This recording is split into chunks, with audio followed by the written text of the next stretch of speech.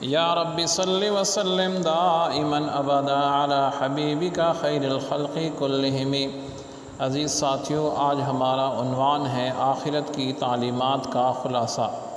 تو اس میں سب سے پہلی بات جو خلاصہ بیان فرمایا گیا ہے، دین نے جو بیان فرمایا کہ آخرت کی زندگی وہ ہمیشہ رہنے والی ہے اور دنیا کی زندگی عارضی اور مختصر ہے۔ قرآن اسی بات کے بارے میں حیرت کا اظہار کرتا ہے۔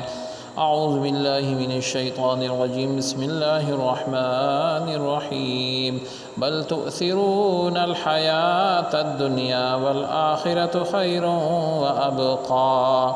کہ کتنی حیرانی کی بات ہے کہ تم دنیا کی زندگی کو ترجیح دیتے ہو، حالانکہ آخرت بہت بہتر اور باقی رہنے والی ہے۔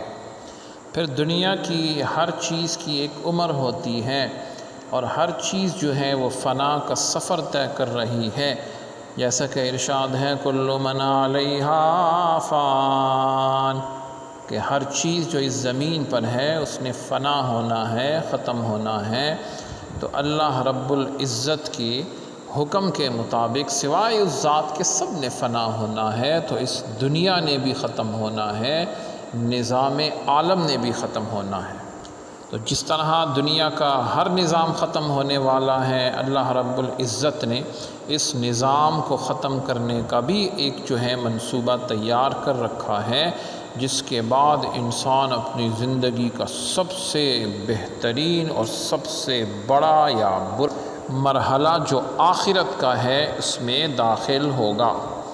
جب دنیا کا یہ نظام ختم ہو جائے گا، دوسرا نظام قائم ہوگا، انسان کو نئی جسمانی زندگی ملے گی، زبردست عدالت لگے گی، انسان کے تمام اعمال کا حساب ہوگا، نیک اعمال کی جزا ملے گی اور برے اعمال کی سزا۔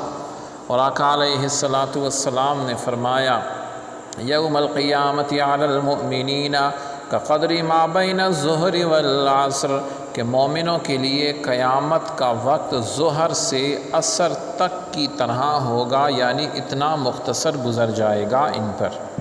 اور ایک دوسری حدیث میں آقا علیہ السلام نے ارشاد فرمایا من سرہ ان ینظر الی یوم القیامت کأنہ رأی عین فلیقرأ اذا الشمس کورت وَإِذَا السَّمَاءُ انفطرت۔